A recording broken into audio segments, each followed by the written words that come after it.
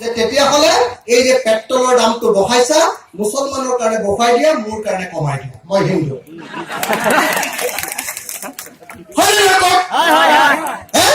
যদি তুমি ইমান হিন্দুক ভাল পোৱা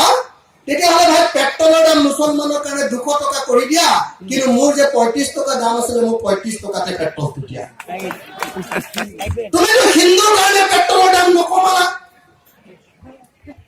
ডিজেলৰ দাম নকমালা কমালা নেকি নাই কমালা নেকি নাই কম মই এতিয়াও ডিজেল ভৰাই আহিছো আপোনালোকৰ ইয়ালৈ আহোঁতে তেতিয়াও মোক আপোনালোকৰ যিমান দাম লয় সিমানটো দামেই হৈছে গতিকে আপোনালোকে চাবনে দুটা তিনিটা কথা চাব আপোনালোকে যে এই চৰকাৰৰ দিনত ভাৰতবৰ্ষৰ ইতিহাসত আটাইতকৈ বস্তুৰ মূল্য বৃদ্ধি হৈছে এই চৰকাৰৰ দিনত ভাৰতবৰ্ষত আটাইতকৈ বেছি মানুহৰ চাকৰি গৈছে চাকৰিটো দিব পৰাই নাই চাকৰি আটাইতকৈ বেছি গৈছে ডিমনিটাইজেশ্যন বিমুদ্ৰাকৰণ নোটবন্দী একদম মোদীয়ে কৈছিলে যে মই এনেকুৱা এটা কাম কৰি দিছো এইটো কাৰণে এতিয়াৰ পৰা আৰু 2 নম্বৰ টকা কতো নাথাকে একদম কোলা ধন খতম মোৰ মায়ে মেখেলাৰ তলত মেখেলা এই যে পিন্ধে মেখেলা আপোনালোকে শাৰী পিন্ধে আমাৰ মায়ে মেখেলা চাদৰ পিন্ধে মেখেলা বাকচত যে জাপি থয় বাকচৰ ভিতৰত মেখেলাৰ তলত 500 টকীয়া 1000 টকীয়া য'ৰ পৰা পায় 2-এটা তেনেকে ভৰাই থৈছিল মোদীয়ে চব পইচাবিলাক আমাৰ মাহঁতৰ মোৰ আম্মাহঁতৰ মোৰ মাহঁতৰ মোৰ দেউতাহঁতৰ আটাইবিলাক পইচা ক'লে যে এইবিলাক পইচা সোনকালে বেংকত জমা দে নহ'লে নাইকিয়া কৰি দিয়ে হয় নহয়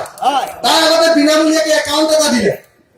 ক'লে যে বিনামূলীয়াকে একাউণ্ট দিছো আপোনালোকে পইচা থবহে লাগে তাৰপিছত যেতিয়া মানুহে বিনামূলীয়া একাউণ্ট দিয়াৰ পাছতো পইচা নথলে ক'লে যে তেতিয়াহ'লে পইচাটো নাইকিয়া কৰি দিওঁ তেতিয়াতো থব লাগিব তহঁতে তাৰপিছত মোৰ মা মোৰ দেউতা চবেই যেতিয়া পইচা বেংকত থলে বেংকত থোৱাৰ পাছত টকাটো কি কৰিলে বেংকত থোৱাৰ পাছত আদানী আম্বানী এইবিলাকক গোটেই পইচাবিলাক দি দিলে কিমান টকা দিলে 3,60,000 কোটি টকা 3 লাখ কোটি টকা 60,000 কোটি টকা 3,60,000 কোটি টকা বেংকৰ পৰা কাৰোবাৰ ধাৰ আৰু কাৰোবাক বিনামূলীয়াকে সাবসিডি ধনী কোম্পানী বিলাকক দি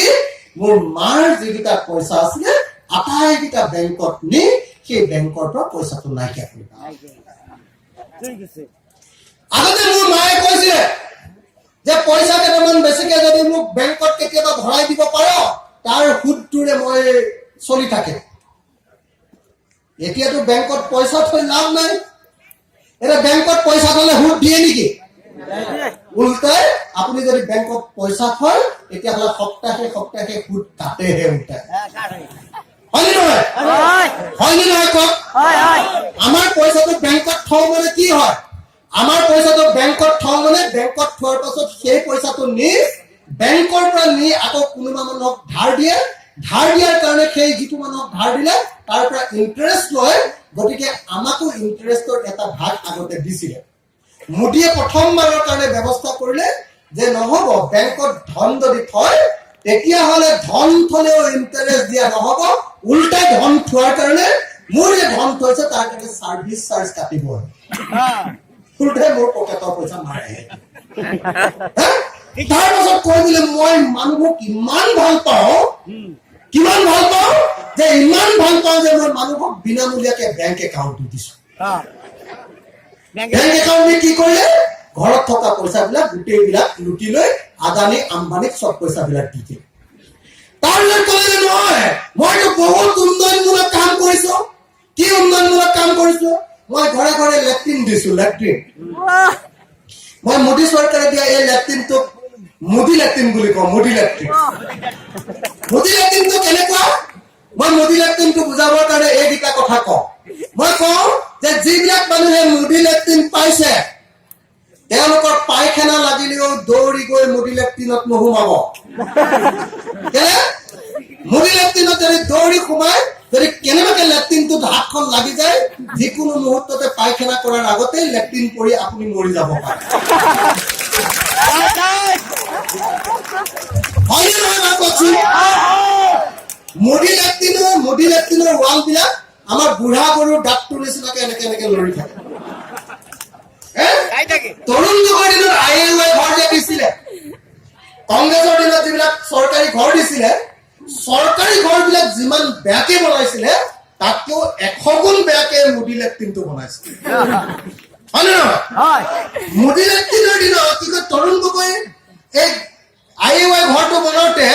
যদি কাঠটো যদি আটাইতকৈ ভাল কাঠটোৰ নাম আছিলে যদি কি শিমলু কাঠ যদি আটাইতকৈ ভাল কাঠ আছিলে এতিয়া হলে মুদি লেট্ৰিনৰ দিনত কাঠটো মানে মই তেনেকুৱা কাঠ দেখাই নাই ক'ৰ পৰা আনিছে মুদিয়েহে বনাইছে লগোৱাৰ আগতে কাঠটো বেকাই হৈ থাকে হয় নে নহয় কোনোবা মুদি লেট্ৰিনৰ দুৱাৰখন খোৱা দেখিছেনে বাৰু আপুনি দুৱাৰখনৰ হুকটো লাগে নেকি ক'ৰবাত নেলাগে হয় নে নহয় মুদিৰ এটাও লেট্ৰিন ভালকে বনোৱা নাই মই সেইকাৰণে কি বুলি কওঁ জানে নাই যে মুদি লেট্ৰিনত খুব খৰধৰকে নুসুমাব মুদি লেট্ৰিনত কেতিয়াও বতাহ দিলে তাত সোমাই নাথাকিব সেইটো মৰি যাব পাৰে হয় নহয় মৰি যাব পাৰে তাতকে ডাঙৰ কথা এটা আছে দেই মুদি লেট্ৰিনত কেতিয়াও আপোনালোকে পায়খানা কৰোঁতে জোৰকে হাৱা এৰি নিদিয়ে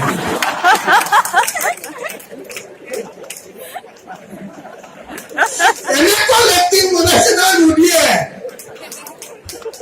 এনেকুৱা লেট্ৰিন কেনেকুৱা লেট্ৰিন আগতে তৰুণ গগৈ যে আঁঠুৱা দিয়ে আঁঠুৱাটো দেখিছিলে নে নাই 1.5 ফুট মান বহল 3.5 ফুট দীঘল হাগ্ৰামা মহিলাই কয় যে অখিল গগৈ গাইঠা হয় মোক কয় যে অখিল গগৈ চুটি চাপৰ মানুহ গাইঠা বড়ো মানুহে গাইঠা বুলি নকয় জানো